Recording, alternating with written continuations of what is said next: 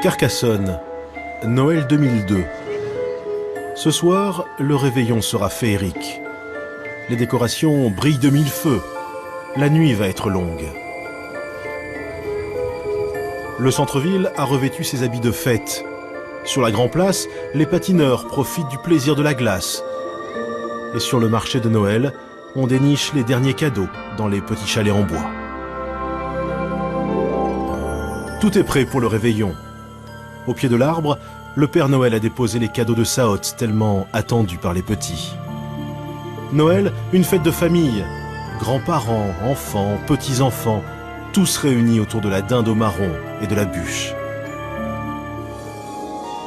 Une fois dans l'année, oubliez les vieilles jalousies et les rancœurs familiales. Mais alors que toute la ville réveillonne en famille, un drame est en train de se jouer au pied de la cité de Carcassonne.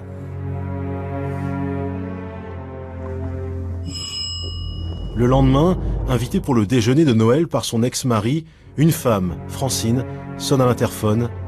Pas de réponse. Francine est arrivée vers 11h30. Elle sonne à ma porte. Elle me dit, comme je suis propriétaire de l'appartement de Brice, est-ce que tu peux venir m'ouvrir la porte parce que je me fais des soucis. Il y a Brice qui ne répond pas au téléphone ni à la sonnette. Et le chien aboie derrière la porte et le journal n'est pas retiré. Donc je suis allée chercher les clés dans l'armoire à clés et je suis allée avec Francine. J'ouvre, je monte, puis Francine me suit.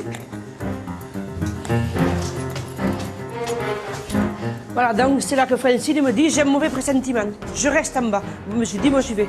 Et je vois la porte ouverte à moitié et la lumière allumée. Elle était ouverte comme ça et la lumière allumée du couloir. Donc je rentre, je vais dans la chambre. Aouh, le corps étendu sur le lit, le visage tout noir. Aouh, je me mets à crier. Et c'est là qu'elle me dit, il est mort.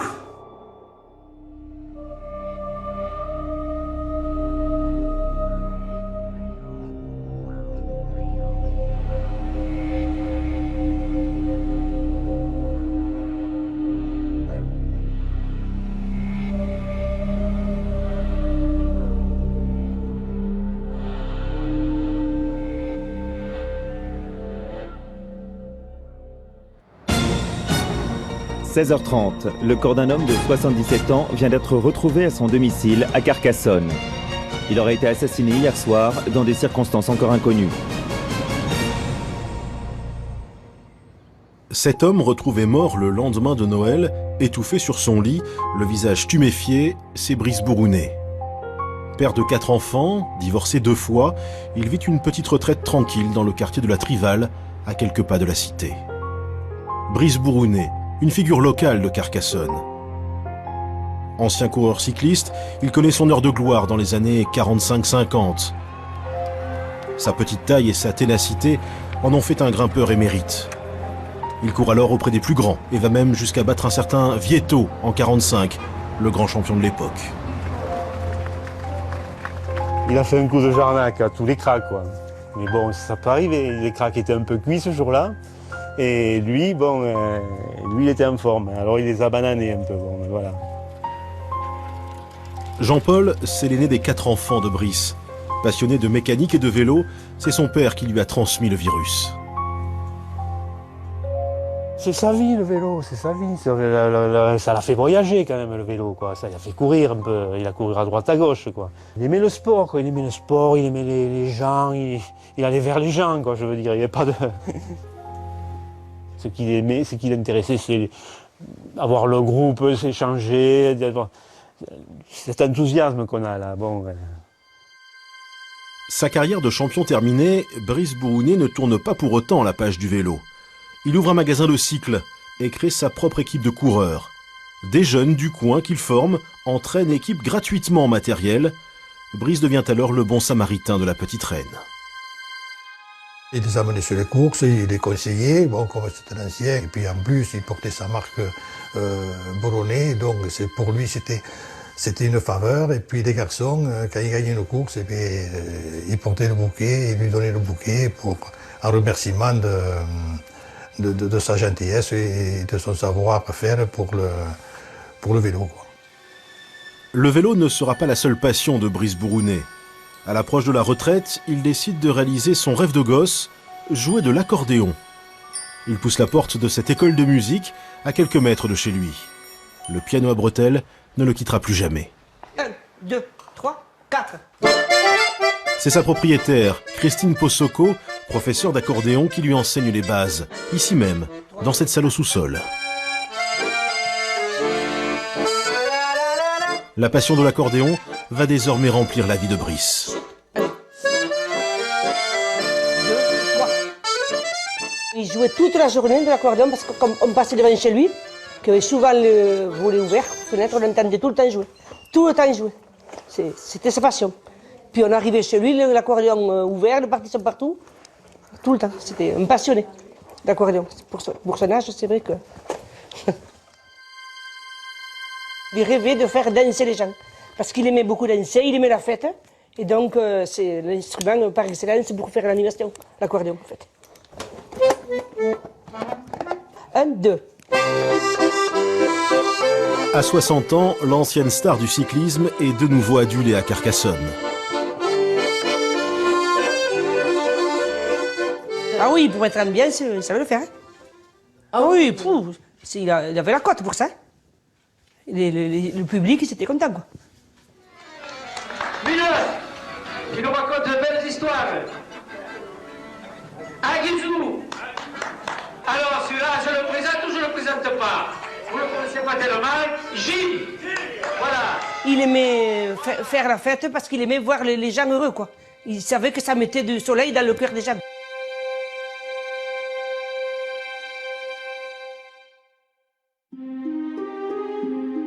La générosité de Brice a imprégné tout son entourage. Pierrette, une de ses filles, se souvient de ce père si bienveillant pendant son enfance. Tant que j'étais enfant, jusqu'à ce que mes parents divorcent, c'est-à-dire jusqu'à l'âge de 13 ans, 14 ans, c'était un père très proche de nous, qui s'occupait énormément de nous, qui nous sortait, qui nous amenait au cinéma, qui jouait avec nous. On avait vraiment une relation assez intense. Donc, j'étais très très attachée à mon père.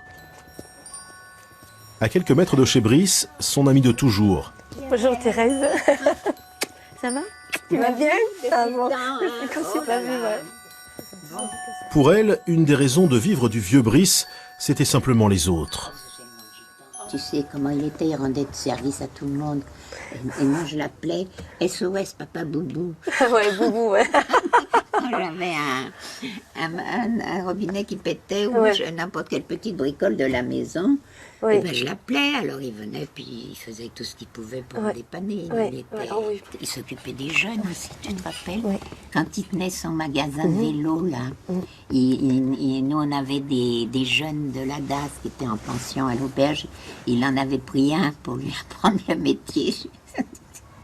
C'était vraiment un brave homme, généreux et comment on dit des fois, c'est un modèle, pas un modèle, mais c'est un type, quoi. Enfin, c'est vraiment quelqu'un qui marque, quoi. On ne voit pas, c'est pas un homme courant, quoi. C'est des gens dont on se rappelle. Alors, qu'est-il arrivé à Brice Bourounet ce 24 décembre 2002? Pourquoi aurait-on voulu la mort du gentil papa Boubou?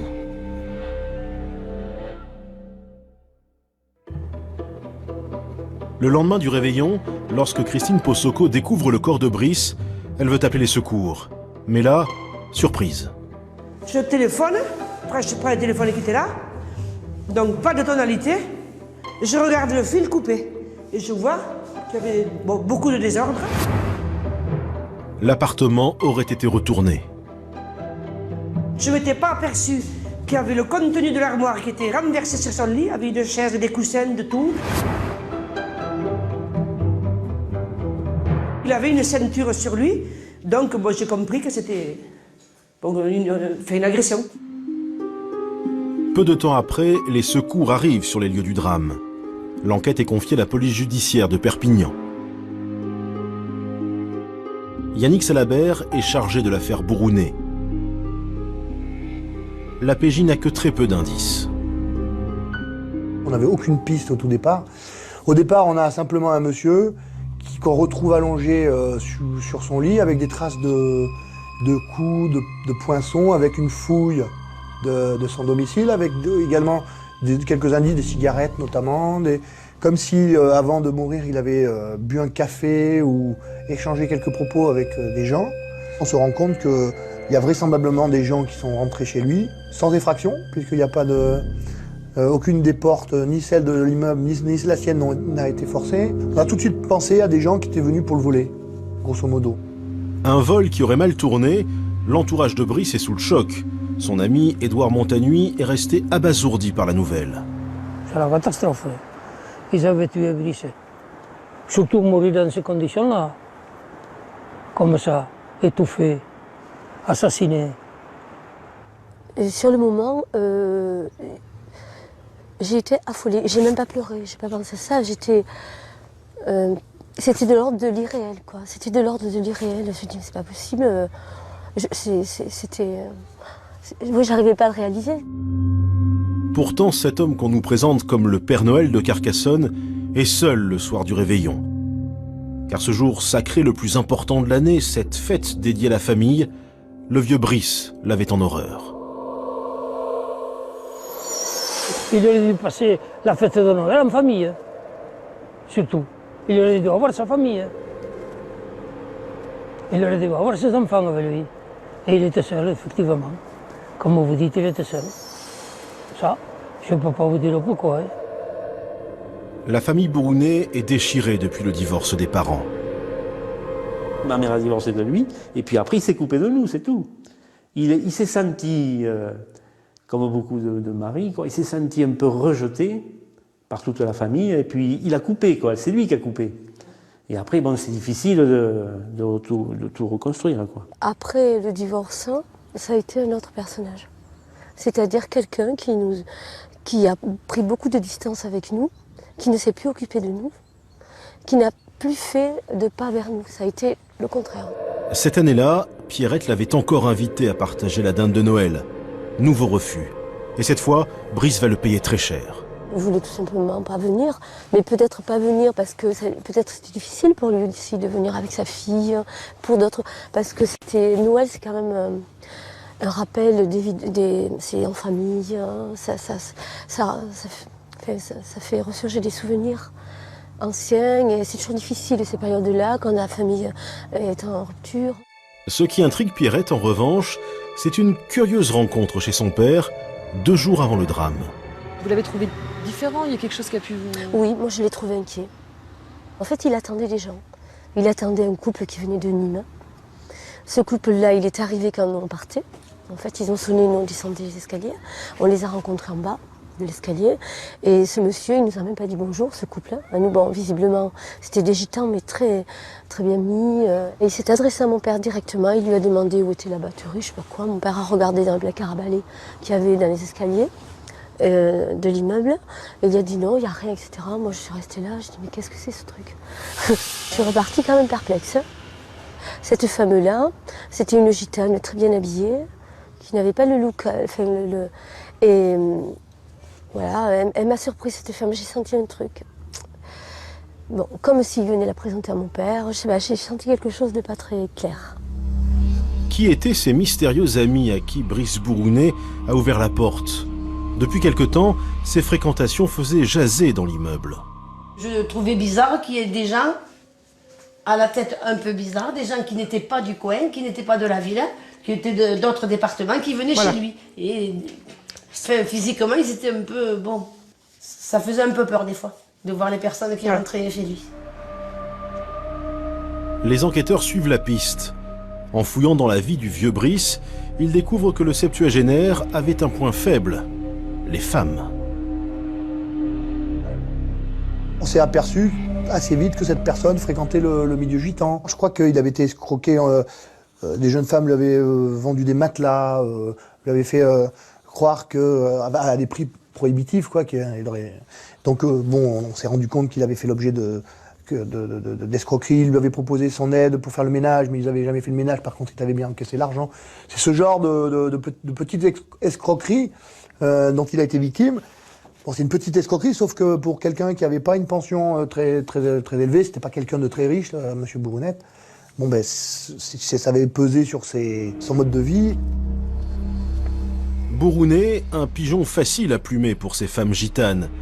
Brice a marché, il a même dilapidé son argent. Qui donne de l'argent à des femmes, oui, ça m'a étonné, ouais.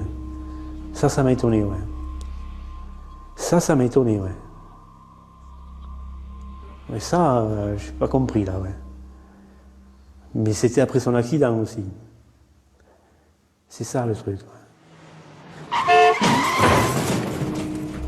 L'accident. Un bouleversement dans la vie de Brice. Nous sommes en 1999. Il est percuté par une voiture alors qu'il est à vélo. Un choc d'une violence inouïe. Son fils revient sur les lieux. Avant le rond-point, il a fait une pirouette. Il est allé dans le fossé, voilà. On l'a retrouvé dans le fossé, avant le rond-point. Le bilan est lourd. Un traumatisme crânien et 12 jours de coma. Je l'ai trouvé changé, quoi, c'est tout. Plus le même homme, quoi. C'était plus le même homme, quoi. Je trouvais qu'il manquait un peu de...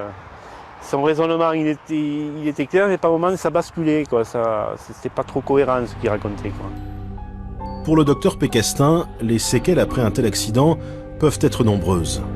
Des troubles de l'humeur, des troubles du caractère, des troubles affectifs, des gens qui deviennent ou hyper méfiants, persécutés, ou au contraire, des gens qui deviennent avenants, rigolos, désinhibés au-delà de ce qui est raisonnable. Le vieux Brice a-t-il soudain réalisé que tout pouvait s'arrêter brutalement? En tout cas, son penchant pour les femmes devient une véritable obsession. Il devait donner plus facilement, quoi. Il devait se lâcher plus facilement avec l'argent, quoi, en fait. Et il se laissait embarquer plus facilement dans des histoires en bracalabran, quoi. C'est vrai qu'il avait perdu le sens des choses un peu. Hein. Après cet accident, 3 femmes profitent de la faiblesse de Brice. L'une d'elles lui propose de s'installer avec lui pour 7 000 €. Brice Bourounet accepte et paye. Quand il réalise qu'il s'est fait piéger, il traîne ses femmes en justice. La police va s'intéresser de près à cette piste. Ben, on a auditionné les personnes avec qui il était en procès. On s'est rendu compte que les personnes qui avaient été condamnées à lui verser des dommages et intérêts ne lui versaient plus une partie de ces dommages et intérêts, que lui avait fait une démarche auprès de son avocat pour essayer de récupérer le reliquat. Donc on avait l'identité des personnes. On s'est intéressé si vous voulez, à une famille, disons au sens large, à une famille gitane. Une famille gitane au sens large, la piste est floue.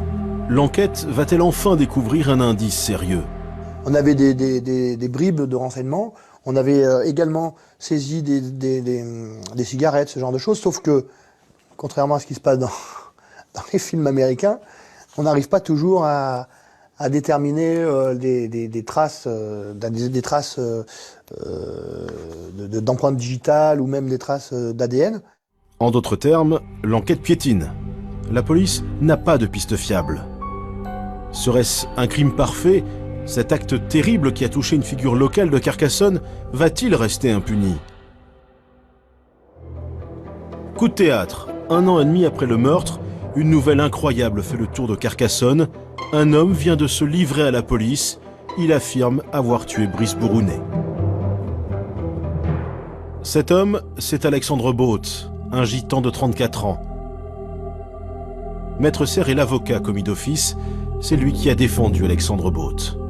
Lorsque je suis allé voir mon client la première fois, l'un des premiers éléments nous avons discuté, c'était dans quelles circonstances il s'était fait interpeller. Et il m'a indiqué, effectivement, je me suis constitué prisonnier, je suis allé un jour, j'ai décidé d'aller me rendre au commissariat de Carcassonne. Et je vous avoue que j'étais très surpris Dans un premier temps, je ne l'ai pas cru, parce que de mémoire, c'est relativement, pour pas dire beaucoup plus rare, qu'une personne 1 an et demi après les faits, lorsqu'on connaît le parcours d'Alexandre Both, lorsqu'on connaît ses origines, ait décidé du jour au lendemain d'aller se constituer prisonnier. Surtout que ce n'est pas un geste anodin. Je pense que c'est un geste très courageux, à mon sens.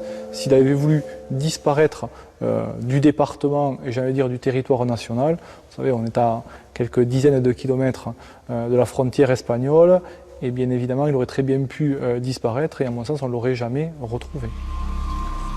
Et au lieu de ça, Alexandre s'est rendu. Son père, Jean-Louis, ne l'acceptera jamais. Et quand je suis arrivé au commissariat, on m'a rendu le clé, il m'a dit voilà, votre fils est venu sur le quartier prisonnier. Vous avez pensé quoi là? Catastrophe. Catastrophe. Attendez, le gisant, il s'est toujours caché, il s'est toujours bien cavale, il s'est toujours. Sur le quartier prisonnier, c'est pas un cambriolage, c'est pas un vol de voiture, ça c'est quand même un meurtre. Il faut le faire, il faut avoir le truc pour aller faire ça. Et le dire à la police, carrément. C'est moi qui ai tué Brice Bournet. C'est ça, c'est fort quand même qu'il est... Pouf, c'était incroyable. Tous les gitans de Carcassonne ne voulaient pas le croire, qui étaient allés sur le quartier prisonnier. Ah ouais? On m'arrêtait, on me disait, c'est vrai que ton fils est allé... Personne ne voulait le croire. Ça se fait pas quoi, ça d'habitude. Mais non. On peut se reconstituer prisonnier lorsqu'on tue la femme parce qu'elle a été trompée, ou on tue l'amant. Bon, là, c'est vrai, là on peut y aller, mais pas pour ça. Ça c'est cher. Hein. Alors, qu'est-ce qui a poussé Alexandre à se livrer à la police? Il dormait plus la nuit. Il dormait plus. Il dormait plus. Il voyait cette image de ce pauvre type, parce que c'était un type qu'on connaissait depuis des années, puis c'était un bon vieux, il était gentil, quoi, serviable. Il le voyait toujours dans sa tête, le rêvait, il se levait dans la nuit, parce qu'il voyait la victime. 1 mois plus tard, un deuxième homme est arrêté. Il serait le complice d'Alexandre, un certain Patrick. Ensuite, on a assez rapidement identifié le Patrick qu'on cherchait. Comment? Pas pareil par les auditions des proches cette fois-ci. Alors les auditions officielles et officieuses des uns et des autres. Il y a des gens qui ont partagé la prison avec lui, qui en ont parlé. Vous avez ses proches aussi, enfin des cousins qui en ont parlé aussi, qui ont dit c'est lui le deuxième homme. Vous avez des rancœurs à l'intérieur de certaines familles. Donc un tel a pris la femme d'un tel, donc on va dire ce qu'on sait, etc., etc. Patrick Baptiste, c'est un cousin d'Alexandre Both. Il a 19 ans et vit à Béziers, à 100 km de Carcassonne. Nous sommes le 24 décembre, Alexandre et Patrick ont besoin d'argent. Alexandre pour acheter sa dose de cocaïne, son cousin pour acheter des cadeaux de Noël à son enfant. J'attendais mon fils pour partir à Béziers parce que j'avais de la famille là-bas. Ils sont venus tous les deux, le même soir, 1 heure après. Et ils m'ont dit, papa, on vient de faire une grosse connerie. Et ils m'ont expliqué ce qui s'était passé. Les deux cousins décident de braquer la caissière d'une station-service. Il est 19h30. Et ils sont munis de cagoules. Mais quand la dame quitte son poste, il est trop tard. Les deux hommes n'ont pas réagi assez vite. Ils ont manqué la sacoche, ils n'ont pas pu la faire. Et c'est là qu'ils se sont dit, tiens. Toujours à sec, Alexandre a une idée. Il connaît un petit vieux à qui on peut facilement soutirer de l'argent. Ce vieux, c'est Brice Bournet, qu'on surnomme Monsieur Vélo chez les Gitans. C'était un petit vieux qui avait à l'époque, il y a des années, à la Comte, là-bas, il avait un petit garage de vélo. Il faisait la réparation de bicyclettes, vous savez. Et tous les enfants avaient des vélos, des petits cyclomoteurs. On lui a amené pour faire des réparations. Et on l'a connu comme ça, mais des années et des années. Et voilà, et on savait, voilà. Quand on avait un truc, on lui vendait. Quand on avait des cassettes un peu... on lui donnait, parce que c'était un homme qui était très porté malgré son âge. Et voilà. Quand il nous voyait, il voulait dire « amène-moi une femme, amène-moi une femme ». Vous voyez, on le connaissait depuis des années, on savait comment il fonctionnait, ce petit vieux, on le connaissait. Alors le duo échafaude un plan qui a déjà fait ses preuves.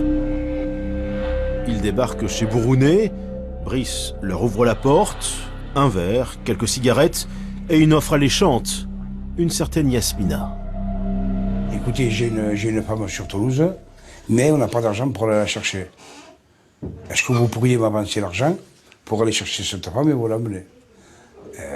L'autre soignant qui lui a dit, la métier lui a dit, écoutez, là je suis attendu pour les fêtes de Noël, on verra plus tard.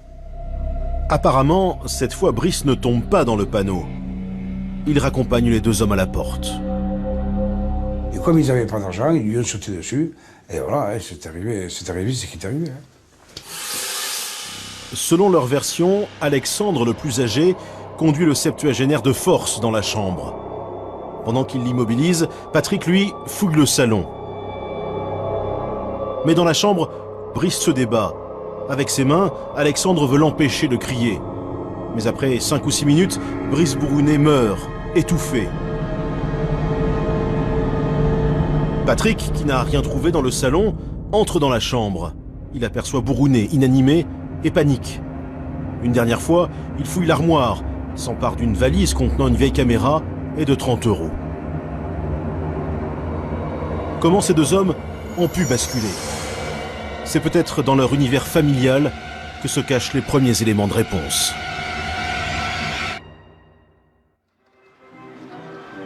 Carcassonne est sa cité médiévale, une ville magique. Mais à quelques pas des remparts, à 5 minutes de chez Brice Bourounet, se cache un quartier beaucoup moins touristique, la Comte.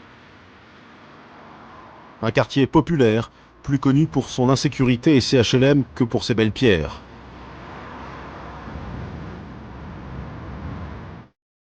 C'est dans une de ces HLM que vit la famille d'Alexandre. C'est ici qu'il a grandi. La mère, Armande, s'occupe des enfants à la maison. Le père, Jean-Louis, 52 ans, dont 21 au total passés en prison, principalement pour des vols. Là, j'étais en prison, dans la cellule, dans la maison d'arrêt de Carcassonne.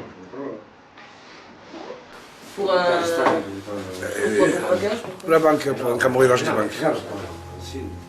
Le couple a 6 enfants. Le troisième de la famille, c'est lui, Alexandre. C'est mon préféré celui-là. Je sais pas, j'ai un faible pour lui. Tu étais le plus gentil, il était gentil. Ah ouais, il a bon cœur lui. Il n'est pas méchant du tout. Alexandre grandit sans son père, qui enchaîne les années de prison. Il vit avec une mère qui a du mal à s'imposer. Pas d'autorité, pas de règles. Alexandre pousse comme une herbe folle. J'ai essayé le mieux. Mais ça a été dur pour moi. Surtout pour Alexandre. Toutes les choses qu'il faisait, bon, je criais un peu, mais c'était pas grave pour lui. Même qu'on dise non, ils savent que, bon, c'est maman. Ils ont pas peur. S'ils veulent sortir, ils sortent, ils font des conneries, et ils arrivent, je gueule, mais c'est tout. Ça s'arrête là. Et s'il y a le père ici, c'est autre chose. Comme souvent dans les familles gitanes, la mère est à la dévotion des enfants. Ils ne connaissent pas la frustration. L'enfant roi, quand ils sont comme ça, vous voyez. Voilà. Et on les tue, là, à cet âge-là. Pas travailler, laisser dormir jusqu'à midi, se lever, le paquet de cigarettes, tu veux une paire de baskets, voilà. Vous comprenez? 18, 19 ans, 20 ans, 25 ans, 30 ans. Le psychiatre Jean-Pierre Pécastin connaît la communauté gitane depuis longtemps. Ces jeunes ados sont livrés tels quels dans la société, et ça en fait des proies à la toxicomanie, à la délinquance, à toutes ces choses-là. Hein, voilà, parce qu'ils ne sont plus capables de se canaliser, de se maîtriser, de s'inscrire dans un continuum. Ce sont des gens qui vivent au jour le jour. Hein. Livré à lui-même, Alexandre fait une scolarité éclair et tombe dans la drogue. À 12 ans, il sniffait de l'essence, puis de la colle, avant de toucher plus tard à la cocaïne, l'héroïne, le shit et les médicaments. Il devient père à 14 ans et aura 4 enfants. Paumé, accro à la drogue, Alexandre commence sa carrière de délinquant. À 34 ans, il affiche 10 condamnations au compteur. C'était pas une personne violente. C'est vrai qu'il a commis plusieurs actes délictueux, mais lorsqu'on voit un petit peu son parcours et les infractions qu'il avait commises avant ces faits-là, c'était essentiellement des vols ou des conduites sans permis ou des délits de fuite. Donc les vols, bien évidemment, n'étaient pas accompagnés d'actes de violence vis-à-vis des personnes. C'était uniquement vis-à-vis des biens. Lui, voler dans les caves, prendre une voiture, la voler, ça oui, un poste, bon. Mais jamais de sa vie faire mal à quelqu'un. Surtout quelqu'un d'âgé. On a un respect pour les quelqu'un d'âgé. Ah oui. Alors pourquoi Alexandre a-t-il basculé ce soir de Noël? Comment a-t-il pu aller jusqu'au bout, jusqu'à la mort du vieux Brice? La réponse ne serait-elle pas à chercher du côté du cousin? Car Patrick, lui, est bien plus violent. Maître Colombo est l'avocate du jeune Patrick. Malgré ses 19 ans, ce soir de Noël 2002, il n'en était pas à son premier coup. Il y avait 2 condamnations pour violence, vol avec violence. Donc c'est vrai que ça correspondait un peu au fait qui nous occupait. Il avait un casier bien rempli et il avait un casier qui a commencé très tôt parce qu'il avait été jugé par le juge des enfants déjà. Donc déjà en tant que mineur, il avait connu des déboires avec la justice. Donc ça jouait pas trop en sa faveur. Le drame de sa vie, c'est la mort de son père. Patrick n'a alors que 15 ans. Mon frère, quand il est décédé d'un accident de voiture, ça m'a perturbé complètement. C'était un frère à papa, il n'y avait que son papa, et quand c'est arrivé, il était en prison. C'est moi qui est allé le chercher, parce que le juge lui a fait quand même une permission pour l'enterrement. Il a été traumatisé, ce petit quand son père est mort. Il avait 37 ans, mon frère, bon. Et ça l'a... Il avait la haine, il est devenu méchant. C'est-à-dire, quand il y avait son père, il était moins méchant. Vous comprenez? Que quand son père a disparu. Quand son père a disparu, il est devenu méchant, il avait la haine. Jean-Pierre Pécastin a expertisé Patrick quelques jours après son arrestation. Ce qui m'a surtout frappé, c'est quand il a parlé du décès de son père et de cette espèce de vide terrible que le père, cette mort, a créé dans la famille. Il disait que à la maison, tout le monde pleurait, la mère passait son temps à pleurer, les frères et sœurs pleuraient, lui pleurait, enfin, voilà. Il décrit cette espèce de catastrophe qui est la mort d'un père, alors qu'il y avait peut-être une très forte personnalité, je ne sais pas du tout, hein, mais on a l'impression que tout s'écroule à partir de là. Il donne l'impression qu'il perd un étayage, qu'il perd une sorte de garde-fou, et que tout part à volo. Pour justifier son geste commis le soir de Noël 2002, Patrick donne une explication pour le moins surprenante. Il était prêt à... pas à tout, puisqu'il ne voulait pas la fin tragique qui s'est passée, mais il était prêt à aller voler une personne âgée, seule chez elle, le 24 décembre. Parce qu'il voulait des cadeaux pour son enfant. De l'argent pour acheter des cadeaux. Il m'a toujours dit cette phrase, je ne me voyais pas arriver devant mon fils sans un cadeau. Et c'est ça. Je pense que ça a été au-dessus de tout après. Alors, n'est-ce pas le jeune Patrick qui aurait eu le rôle clé dans l'affaire Bourounet? À Carcassonne, on espère que le procès fera enfin toute la lumière. Affaire Bourounet. Les 2 accusés, Alexandre Baud et Patrick Baptiste, comparaissent aujourd'hui pour le meurtre du septuagénaire. 15 novembre 2006, après 2 ans et demi d'instruction, le procès s'ouvre enfin à la cour d'assises de Carcassonne. Côté plaignant, ils sont très peu à s'être déplacés. 2 des enfants de Brice Bourounet et quelques très rares amis. Ça m'a surpris, parce que justement, mon père était très connu. Ça aurait été un monsieur peu connu, qui vivait tranquille dans son coin. Non, c'était pas du tout mon père. Et puis il a rendu beaucoup de services. Donc moi j'ai pas compris, quoi. En revanche, côté gitan, ils sont une 50aine à venir soutenir leur fils, leur neveu, leur cousin. Même s'ils n'étaient pas d'accord avec ce qu'ils ont fait, ils étaient quand même unis. Ils sont quand même unis. Ce qu'on n'est pas nous. Il n'y a pas de solidarité entre nous. Même s'il connaissait plein de gens, mon père, il n'y a pas de cette solidarité qui existe. L'enjeu de ce procès, c'est de comprendre les rôles qu'ont joué chacun des accusés dans ce drame du réveillon de Noël. Qui a vraiment étouffé le septuagénaire? Le scénario donné par les 2 hommes ne colle pas. Certains détails intriguent. La cagoule, par exemple. On en retrouve une sous le corps de la victime. Elle porte l'ADN de Patrick. Comment peut-elle se retrouver sous le cadavre alors qu'il n'aurait fait que fouiller l'appartement?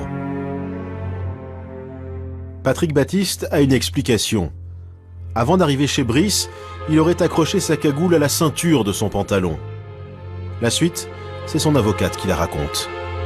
Avant que M. Bourounet soit mis dans la chambre par son cousin, à sa demande, Baptiste est allé dans la chambre une première fois pour regarder sous le lit, en espérant qu'il y trouverait, bon, on sait que les personnes âgées cachent souvent de l'argent sous le matelas, donc il est allé fouiller le lit, le matelas, et donc il s'est penché, il avait la cagoule à sa ceinture, et la cagoule, quand il s'est penché, serait tombée sur le lit. Et donc après, du fait que son cousin le mette sur le lit, à M. Bourounet, la cagoule serait sous le cadavre. Et pourtant, les enquêteurs ont des doutes. Alexandre, lui, tout ce qu'il disait sur la fouille de l'appartement, c'était plausible. Par contre, tout ce qui avait trait au meurtre lui-même, il y avait des incohérences, quoi, si vous voulez. Et ensuite, dans la personnalité des uns et des autres, on se rendait bien compte qu'il y en avait un plus dominant que l'autre, quoi, si vous voulez. C'était plus Baptiste, qui avait l'air un peu plus éveillé, entre guillemets, que Beauté. Donc on avait... on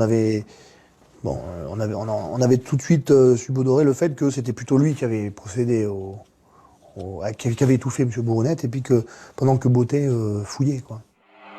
Y aurait-il eu inversion des rôles? Le juge d'instruction veut y voir plus clair. Alors le quartier était bouclé sur toutes ses issues. Il va donc procéder à une reconstitution dans l'appartement de Brice Bourounet, en présence des deux accusés. C'est l'endroit où, avant qu'il y ait ce dérapage, tous les trois prenaient un café et avaient fumé une cigarette ensemble. Donc c'était une soirée qui commençait bien. Le juge veut savoir si Patrick Baptiste n'aurait pas participé au meurtre. On a demandé à M. Baptiste comment était le cadavre de M. Bourounet quand il est revenu, après avoir fouillé le salon, dans cette pièce, donc la chambre. Donc M. Baptiste a correctement placé le cadavre comme il l'était ce soir-là, à savoir la tête côté mur et les pieds côté fenêtre, dans la chambre. Alexandre Both, lui, est incapable de mettre le corps dans la position où il a été retrouvé par la propriétaire. M. Both va placer le cadavre de M. Bourounet tête côté de ce mur-là, avec les pieds côté porte, en 90 par rapport à ce qu'il était initialement. Malaise dans l'appartement. Pourquoi Alexandre Both se trompe-t-il de sens alors qu'il était censé être sur le corps? Le juge d'instruction, quand il voit M. Both placer le corps dans le mauvais sens, à 90 degrés, il va commencer à lui dire « Monsieur Both, vous vous moquez de moi ». Il va y aller et Monsieur Both, complètement hébété, il ne comprend pas ce qu'il y arrive. Et non, c'est comme ça qu'il était. Il persiste dans sa version en plus. Et c'est là que le juge va lui dire « Mais attendez, Monsieur Both, regardez les photos, il était dans l'autre sens ».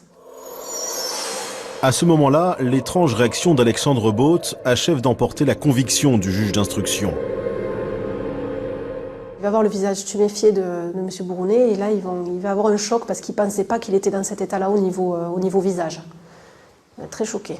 C'est-à-dire qu'il a un visage... Il a un visage tuméfié avec beaucoup d'hématomes et qui laisse penser à des violences alors qu'ils n'ont jamais dit qu'il avait violenté. M. Both dira toujours qu'il y a plaqué la main pour le faire taire sur la bouche et sur le nez, ce qui va entraîner la suffocation. Donc il donne des explications au coup? Non. Non, aucune. L'inversion des rôles sera au cœur du procès. Le président de la cour d'assises, lui aussi, va interpeller les accusés. Le président lui a une perche, il dit voilà, monsieur Both, la complicité ne vaut que 7 ans. Réfléchissez bien à ce que vous allez dire. Non, c'est bien moi qui ai tué Bourounet, c'est moi qui le tenais. Je vous répète, ça ne vaut que 7 ans la complicité. Et lui répète toujours pareil, mon fils, dans ce mois. Bon, mais voilà. Il attendait que son cousin se lève, quand il lui tend la perche. C'est là que mon neveu, il fallait qu'il se lève, il dise stop, on arrête tout. Si mon cousin doit prendre que 7 ans pour la complicité, alors je vais dire la vérité, c'est moi. Et c'était clair. Le président, il attendait que ça. Le procureur, il attendait que ça. En cour d'assises, Tu te rappelles? Ils en avaient qu'après Baptiste. Et puis je le sais tranquille. Parce qu'ils savaient ce qui se passait là, à ce moment-là. Patrick ne dira rien. Il refuse de porter le chapeau. Mais pourquoi Alexandre se serait-il accusé de ce crime s'il n'en est pas l'auteur? C'est-à-dire, lui, il va se reconstituer prisonnier. Bon. Lui, dans sa tête, c'est en se reconstituant prisonnier qu'il retrouve son cousin. S'il ne va pas aux flics, peut-être qu'il ne retrouve plus Patrick. Donc, dans sa tête, c'est ma faute, en allant me reconstituer prisonnier, qu'ils arrêtent mon cousin. Donc, c'est pas possible que je dise que c'est lui. J'ai dit que c'était moi, ça va aller jusqu'au bout, comme ça. Je pense qu'il avait envie aussi de protéger son cousin, Patrick Baptiste. Il estimait qu'il était encore très jeune, c'était le cas, 20 ans, qu'il avait toute la vie devant lui, alors que de son côté, 30 ans, c'est encore très jeune, comme je l'ai expliqué, il avait tout vécu. Pour la famille Bourounet, peu importe leur rôle respectif, ils sont tous les deux responsables de la mort de Brice. Ils sont liés les deux. Les deux sont liés quelque part. Même si, bon, l'un a fait l'acte, ils n'étaient pas tous les deux dessus, mais les deux sont complices pareil, quelque part. Il n'y a pas d'un qui est plus l'autre. C'est même plus mauvais celui qui a regardé, en fait, que quelque part, celui qui a, à la limite, que celui qui l'a fait, parce qu'il était spectateur, quelque part. C'est pire, quoi. Malgré de lourdes présomptions, aucun des deux accusés ne reviendra sur sa déclaration. Ils sont donc tous les deux, sans distinction, jugés pour vol avec violence ayant entraîné la mort. C'est la réclusion criminelle à perpétuité. Donc il ne faut pas oublier cet enjeu-là. Dans le cadre de l'instruction, le juge d'instruction et l'ordonnance de renvoi n'ont pas distingué s'il y avait un qui avait exercé en qualité de complice ou pas. Ils ont tous les deux été renvoyés en qualité de co-auteurs. C'est-à-dire que tous les deux avaient sans savoir commis exactement les mêmes faits. Un crime atroce commis à 4 mains pour la justice. Pour comprendre le passage à l'acte, peut-on parler d'émulation? Le fait d'être à deux a peut-être pu jouer dans, je dis peut-être, hein, a peut-être pu jouer dans la persévération de l'acte. Hein. Le vieux monsieur se défendant, un seul, il y avait plus de chances de partir. Mais à deux, on se sent plus fort, on sent qu'on a l'impression qu'on va pouvoir maîtriser les choses, cet homme, donc on n'est pas venu pour rien. C'est peut-être là que ça a joué. Ça a pu peut-être les rassurer dans la démarche. Hein, on le fait à deux, c'est plus facile de le faire que tout seul. Un pourra le maîtriser, l'autre tu verras, ce sera mieux. Mais quel est l'élément déclencheur qui a poussé ces deux hommes à tuer le septuagénaire? Pourquoi ne se sont-ils pas arrêtés avant? Le problème, c'est que ces deux jeunes, qui sont jeunes, qui sont impulsifs, dont on voit pour Baptiste quand même, c'est pas son premier coup, il y a déjà eu des vols avec violence. Donc ce sont des gens qui maîtrisent mal les choses. Donc à un moment donné, les choses ne fonctionnent pas comme elles devraient fonctionner, elles leur échappent et à ce moment-là, ils n'ont pas la sagesse ou le cran ou le raisonnement ou la placidité de faire marche arrière. Ce ne serait donc qu'un vol qui aurait mal tourné. Pourtant, la fille de Brice refuse d'y croire. Et elle est bien décidée à comprendre ce qui s'est réellement passé ce soir de Noël chez son père. Pourquoi ils sont venus? La presse a fait, elle a fait les gros titres sur M. Bourounet a été tué pour 30 €. Et ça, pour moi, c'est pas acceptable. On tue pas quelqu'un pour 30 €, c'est pas vrai. Donc pour moi, il y avait autre chose.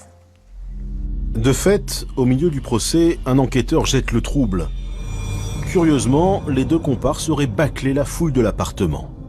Ils laissent la carte bleue de M. Bourounet, ils font pas de fouille réelle.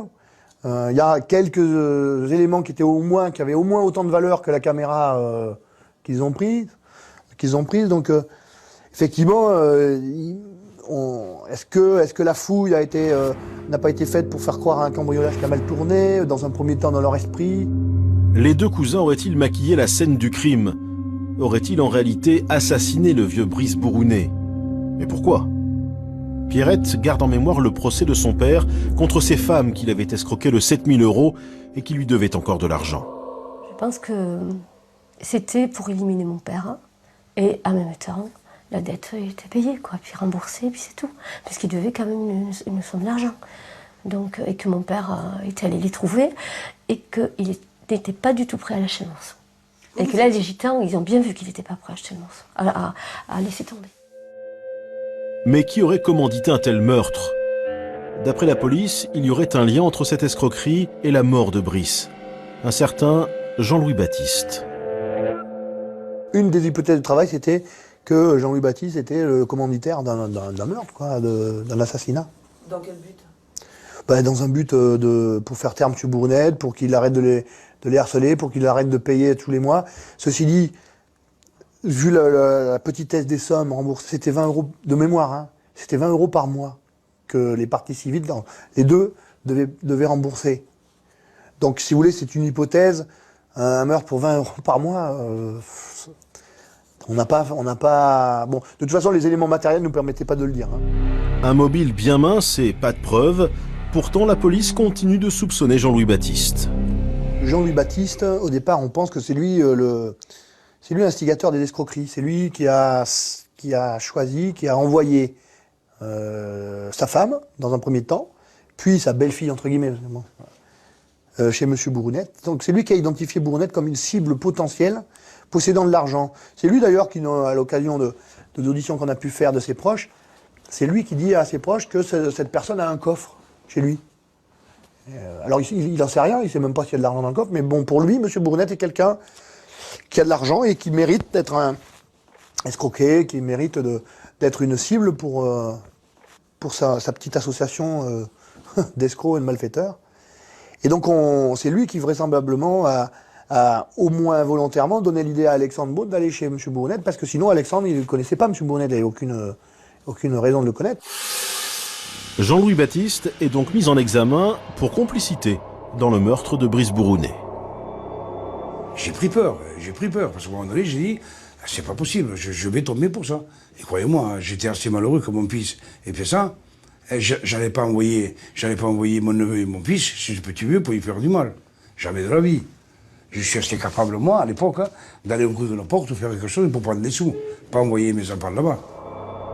Faute de preuves, Jean-Louis Baptiste sera blanchi de toute implication quelques semaines plus tard.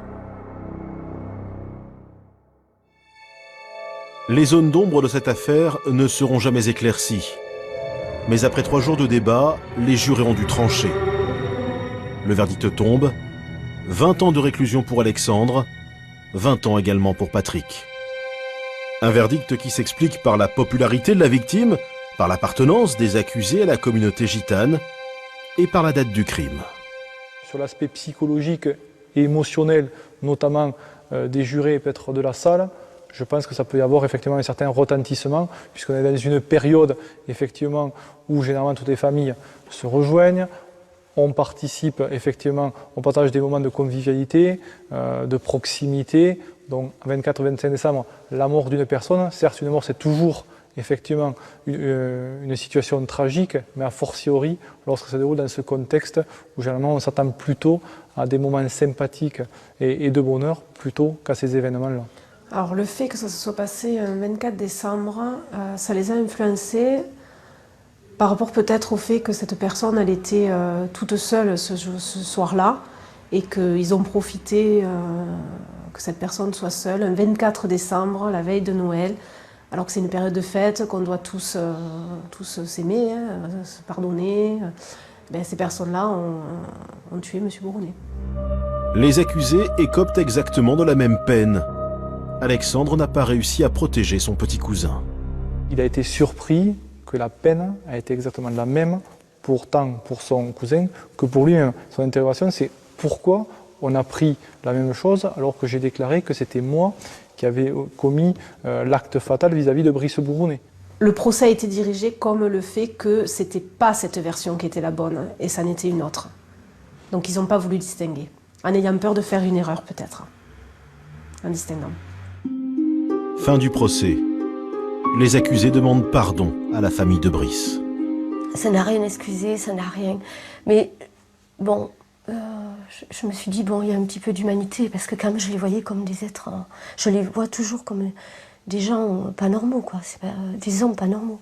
Donc là, je me suis dit, quand même, il y a un petit peu regard vers nous, d'attention vers nous. Il a un petit peu compris qu'il avait fait du mal à des gens aussi. Bon, son acte en lui-même, mais aussi à ses enfants. Et il a compris qu'il avait tué notre père, quoi. Qu'il nous avait enlevé une personne qui nous était chère. La culpabilité, il l'avait d'avoir tué quelqu'un. Hein. Je ne suis pas sûr qu'il aurait eu une culpabilité qui l'aurait empêché de dormir si vous avez pu piquer l'argent et que le monsieur, il était vivant. Hein. Et d'ailleurs, il a eu une phrase qui, je pense, témoigne de sa sincérité, parce que c'est trop élaboré pour que ce soit quelque chose de mis en scène ou de quelque chose qui soit programmé. Hein. Il évoquait la peine qu'il avait d'avoir tué cet homme en se disant « mais moi je me mets à la place des enfants ou de la famille de ce monsieur qui doit beaucoup souffrir, comme moi j'ai dû souffrir quand j'avais perdu mon père. Donc je peux les comprendre. » Ça, si vous voulez, c'est quelque chose qui peut paraître authentique. Hein. Brice Bourounet est mort un 24 décembre. Pour ses proches, les lumières de Noël se sont éteintes à jamais. C'est une date où on se retrouve en famille, où on repense les uns aux autres, même si pendant l'année on n'est pas toujours chacun on est pris par nous. Mais il y a des dates clés à laquelle on se rencontre, on se retrouve, on refait un petit peu les liens qui se sont plus distendus, etc. Et lui, il est parti, quoi. Voilà. C'est des faits complètement...